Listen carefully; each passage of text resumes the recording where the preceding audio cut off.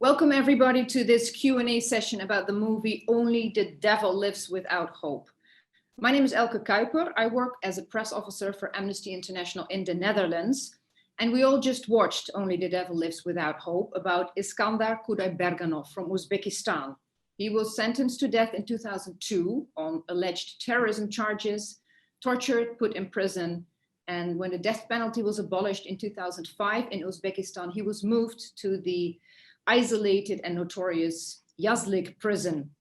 I'm very happy to be talking more about this important documentary with its maker, director Magnus Gertten from Sweden. Welcome, Magnus, and can you please introduce yourself? Sure. Thank you. I'm happy to be with you in this conversation.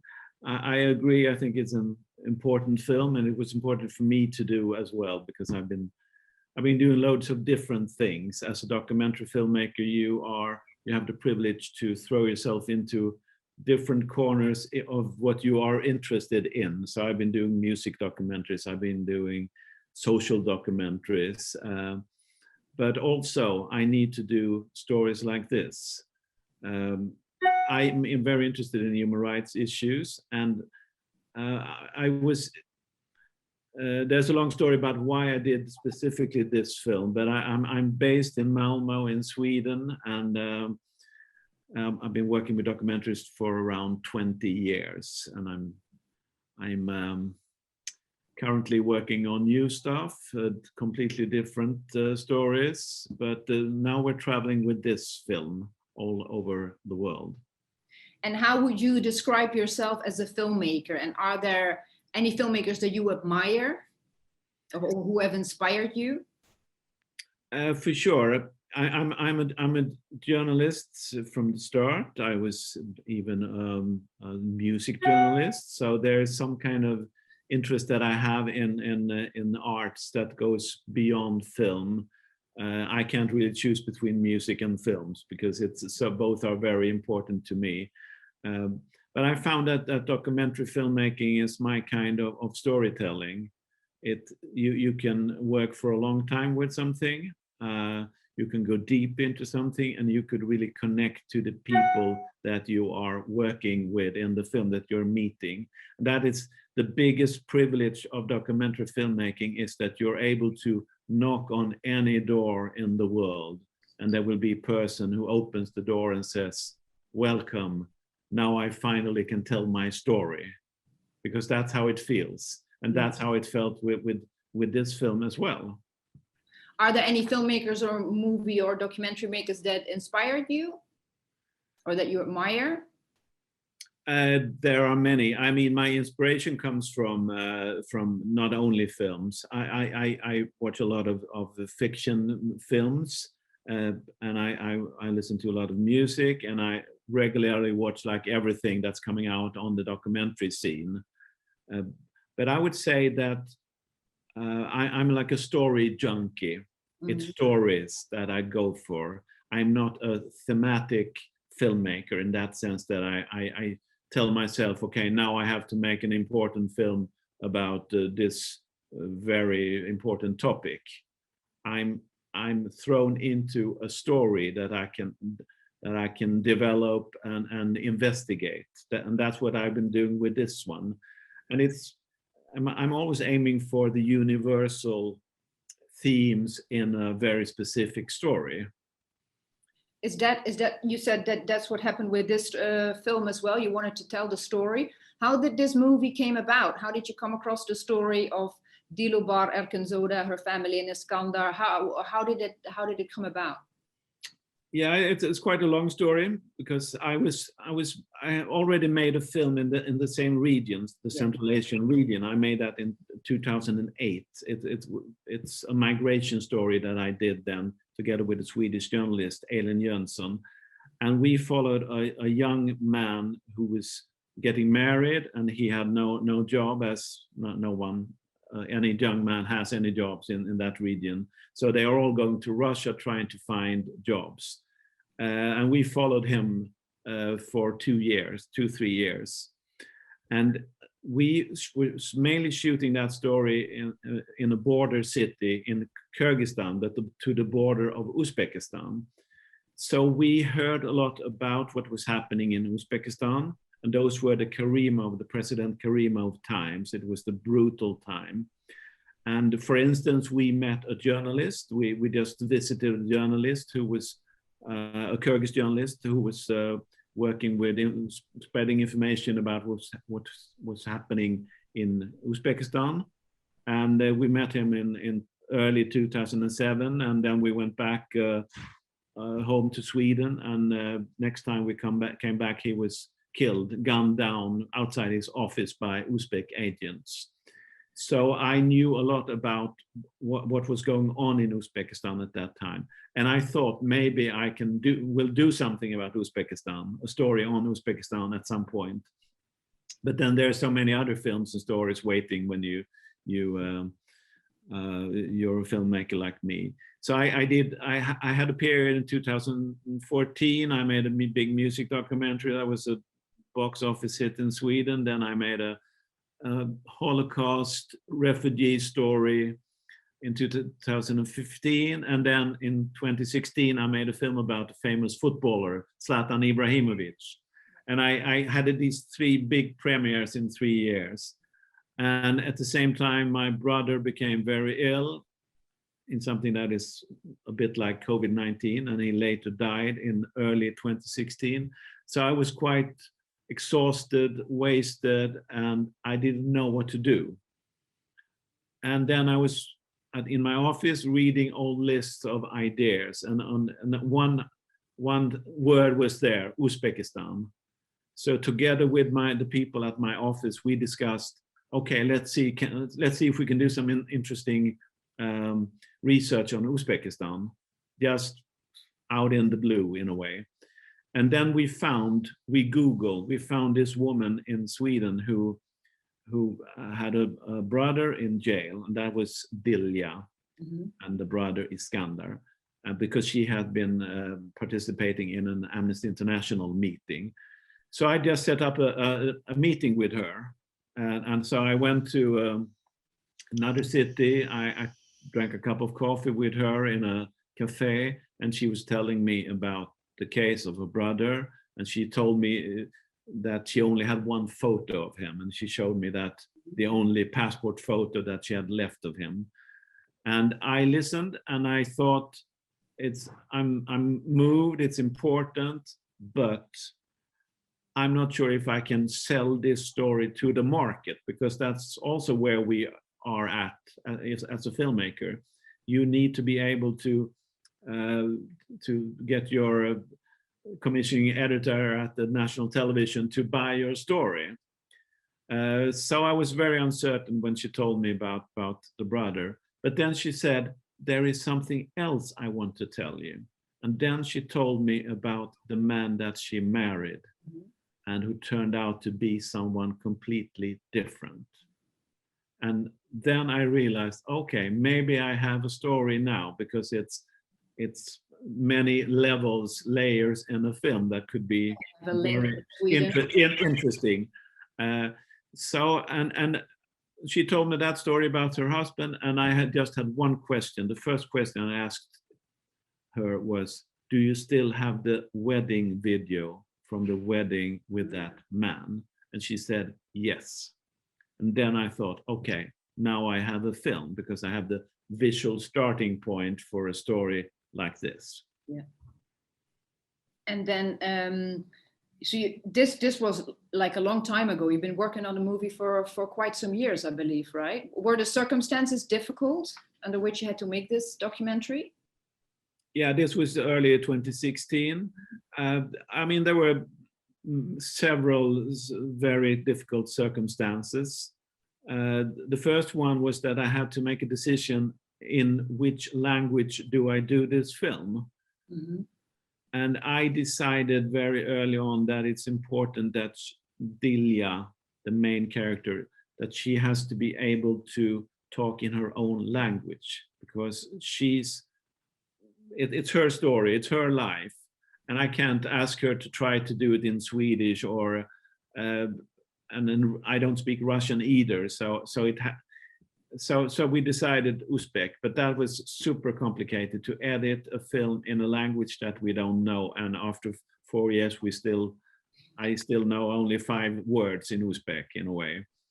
So that was one complication, and the other one was that when we started, nothing happened. There was no news from the brother Iskandar in the Jaslyk Prison. Nothing happened around Dilya. And when you do film, you want some drama, you want things to develop, etc. So that was a bit of a challenge in the beginning. But the advantage of being a documentary filmmaker is that it takes time to do a film, and if it takes time, it also happens things after. It doesn't happen the first year, but the second year maybe it happens. So we are working a lot with the time scale. That's our best friend in a way. If you do you're a journalist and you're doing a report, you only work with current time. You only work with a now. We work with a development of time. And so it finally started to happen things. And you are a storyteller, so it was her story and her brother's story, I believe you wanted to tell. Did you have a certain goal with this film? Why did you feel like you wanted to make this?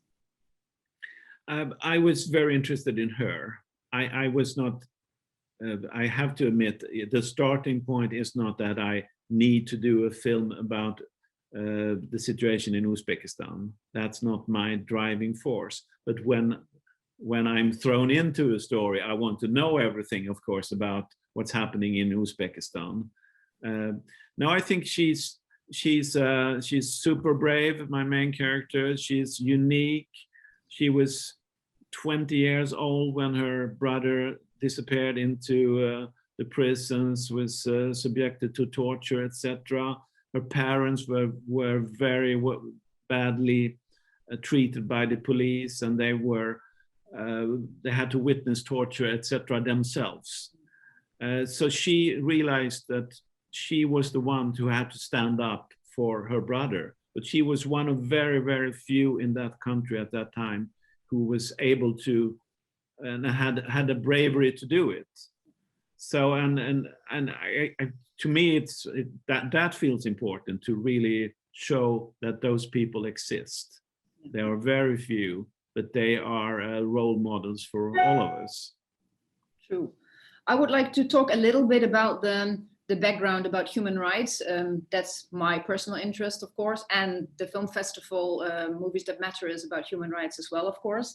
Now, the movie clearly shows the situation in Uzbekistan, especially when it comes to the human rights situation there under Karimov as well, and still. There's a lot of torture, hardly any freedom of expression. People who criticize the government are put into prison, etc. But even in other countries like Sweden, Uzbek people who fled their country are not safe. Can you tell us a little bit more about what they call this long arm of the Uzbek regime or authorities, and how it reaches into Sweden even? Yeah, for sure, there is a long arm, of the Uzbek Secret Service, and that was more prominent during the Karimov time, because that was really a KGB Soviet Union type of country, and that's a special KGB tradition, sending out agents trying to kill off other people, opposition leaders, etc., who are now living as refugees in other countries. But it's quite common. We don't hear about it all the time, but there are agents, and there are assassination attempts all over, coming from different regimes. So, but the Uzbek regime was quite active, and especially in those years. And in Sweden, you have to know that a lot of those who were active in the anti-Jan demonstrations that ended up in a massacre in 2005, a lot of those leaders ended up in Sweden. Mm-hmm. And that's something that the Uzbek regime cannot address at all still today, what happened in those days in May in 2005. So those leaders ended up in Sweden, and some of them are religious leaders and some are more human rights leaders. So I think it was early on very important for the Secret Service of Uzbekistan to try to get information out from Sweden, but also in some cases they even attempted to assassinate this religious leader Imam who was living in the north of Sweden. Yeah, I saw that. Did this movie have any negative impacts on you, maybe as a maker, or the family of Dilya when it comes to intimidation or threats from the Uzbekistan side? We haven't heard that much yet, and I hope that things are changed in a way that it's that nothing will happen to Dilya. I'm of course most worried about Dilya because she's the one who's standing up. I'm the filmmaker, and maybe there's some risks involved. I don't think it's a big risk for me. I would not recommend Dilya to go back to Uzbekistan right now, because it's the society of Uzbekistan is complicated. There are some people who would welcome her, some people who would like to open up the society and would like to have her voice in the debate, etc. But there are also forces in Uzbekistan that are trying to protect the old system, and they're all the positions they have, the power positions they have. And she could be a threat to that. So, but so far so good. We haven't had any major threats against us. Okay, thank God. And let's keep our fingers crossed for that. Another thing in the movie, we see an Amnesty International employee talking about actions that Amnesty International had. Amnesty campaigned for Iskandar Kudaibergenov, for example, via urgent actions from like 2002 onwards. Do you know anything, or can you tell me maybe something about the impact this had in his case, international campaigns like this? Do you know anything about that? I know what I've heard from Dilya, and I've also what we saw, because we were going into researching those campaigns, and there were different campaigns. Of course, it was Amnesty International was very important, and I know that all the letters that came from different Amnesty International groups all over the world was an annoyance for the regime and the courts in Tashkent when they suddenly they had like a big bag of postcards demanding the freedom of Iskandar. It's because the first big thing was to save him from this death sentence that he had for several years. And I think the Amnesty campaign was very important there. But I also had to mention that there was a local group in Tashkent in Uzbekistan who was like the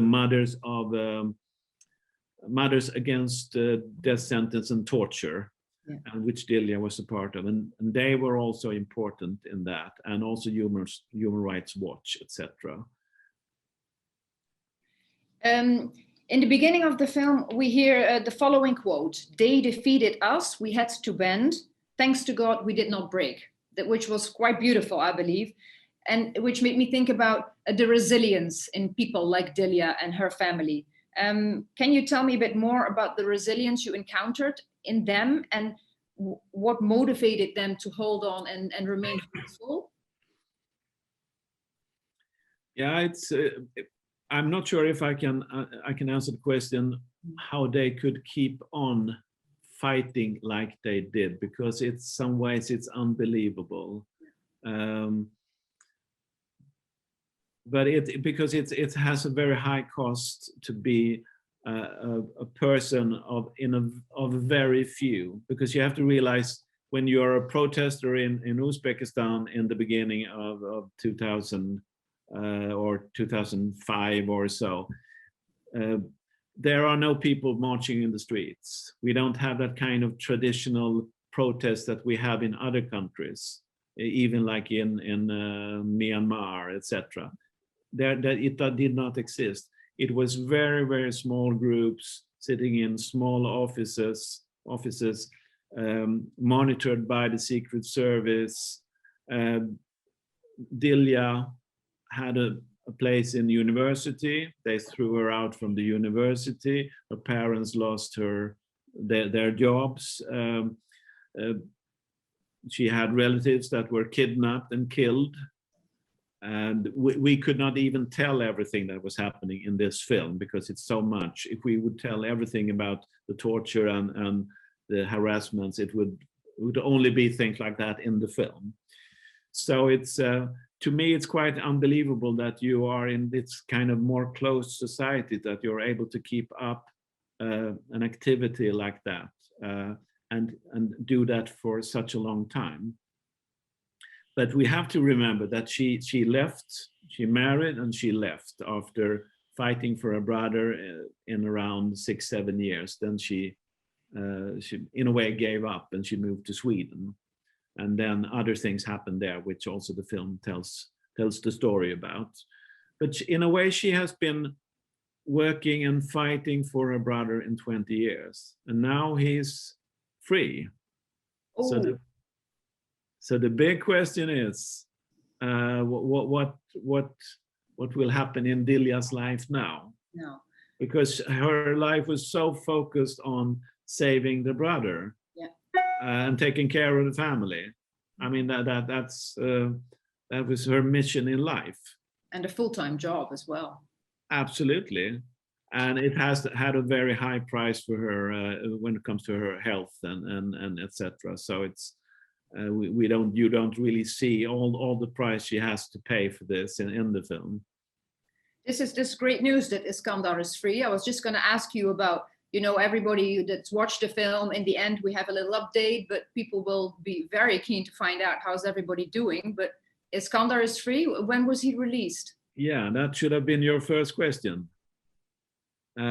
He was released in end of August 2020. I mean, the film, as we made it, we edited the last piece, and that was actually the little film reel with him. That was in February 2020, and then he had been moved to another, like a prison, a transition prison, where you are before you're finally released. So he was released in August 2020, and in October 2020 he contracted COVID-19. So we were super scared that coming out after all these events, torture and years in prison, that he would be I mean, might even die in COVID-19, but he made it. He survived, and he was also taken care of. The authorities helped him with the hospital, etc. So now he's in Tashkent. Mm-hmm. And when I saw a new image of him, a new photo of him, and I didn't recognize him, he's not emaciated like he was earlier on. So it looks like things are going in the right direction for him. And when the world opens up again, he will be invited to Sweden to meet Dilya and the parents for the first time in 20 years. Yeah, that's what I'm wondering. Is there any chance of him staying there, you think, as well? Yeah, I mean, it's, as in all European countries, it's tough to stay, but it's not impossible, because he really has the family connection, and he also has for sure asylum reasons in that sense. And I want to be there as well and meet him. Of course. I want to give him a hug. That is amazing. And how's the family doing? Dilya and her parents, are they doing all right at the moment? Yeah, I mean, they've been very isolated, the parents, because of the COVID-19. But they're doing, I mean, in the beginning of the film, the father says, the only thing I wish to in my life before I die is to see my son again. And they've been so focused on him for so many years. So I think it was such a release for them when he was finally released. And Dilya is quite doing well. She has a new family, a new man, and she's giving birth to a new child right now, actually. Oh, really? Yes. Wow. I haven't heard about it, so I guess it hasn't happened yet. But that is beautiful. Just the thought that they could all meet, that would be fantastic. Maybe soon, you know. That is fantastic. Absolutely. Great. Okay. I think just to wrap it up, a last question. You know, this is nice news to sort of end this story with.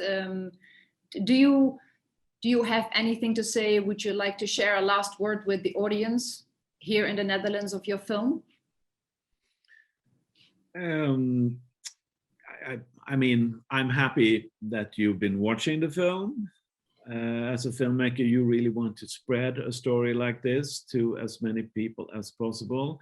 I'm very sad that I cannot be there with you because showing films like this should be in a physical room. We should all sit together and inhale the story and the film and the people in the film.